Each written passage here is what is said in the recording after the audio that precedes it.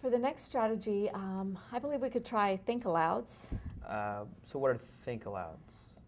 It's almost literal to its wording, thinking aloud, and that's what you're going to be doing as a teacher, is just modeling your thinking process. And what's important in this is that you really do it from the student perspective instead of from the teacher perspective, because sometimes teachers tend to solve the problems from the teacher perspective where everything is correct and everything flows very well. But you want to anticipate and get in the student's head and anticipate where the faulty thinking might be, where mistakes might occur, and you will want to pretend that you are falling into those mistakes or that faulty thinking and then immediately correct yourself. So for example, you would say, well, I think I could do this, solve this problem this way, or do this, and then you would immediately correct yourself and say, no, I can't, because as we know, we learned, and that's where you connect it back to their prior knowledge, that in a case such and such as this, you can't do this. So that leaves me only with one option or with this other option. And so then you pursue that option.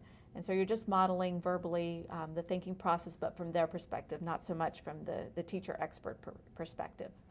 Okay, so do I think aloud alone, or do the students get involved? How does that work?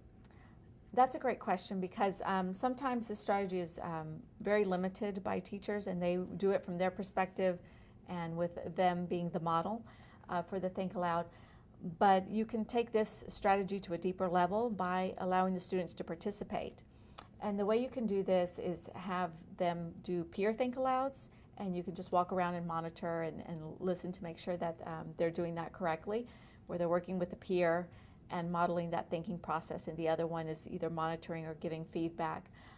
You can also do it where you're doing the think aloud and they're the ones that are monitoring your thinking and giving you feedback and correcting you or giving you the next step or giving you the basis for doing or not doing something.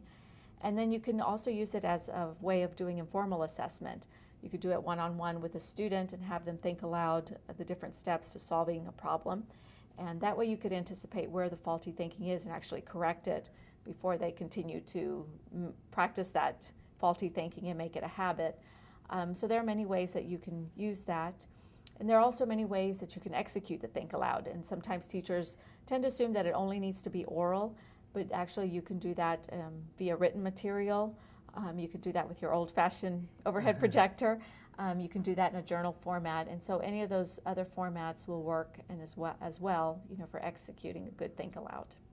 Okay, I tend to think aloud when I'm teaching naturally, but I never really thought of making the students an integral part of me thinking aloud. Yes, I think most good teachers intuitively do the think aloud process, and it's a very effective strategy.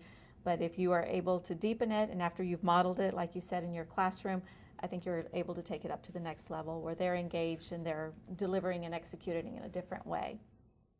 You'll notice you record the check as well. 106 is the number they have here. So now I have these two separate numbers. Thinking, okay, the bank says I have this much money. According to my checkbook, I have this much money. Obviously, there's something that either I'm missing or the bank's missing or haven't accounted for, because the first two numbers, like I said, one according to me, I'm saying I have this much money, the bank is saying I have this much money. So obviously there's something conflicting. So what possibly haven't I taken into account that the bank has? Well, the bank's going to charge me some money to bank with them. They're going to charge me $2. That is my bank service charge. The banks don't do it for free. So I know that the bank is already taken into account, however, I haven't. In this clip, you are seeing Christopher applying a teacher-led think aloud strategy.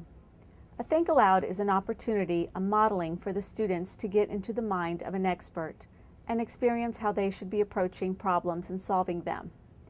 Christopher walks his students through the steps he would take to complete a bank reconciliation.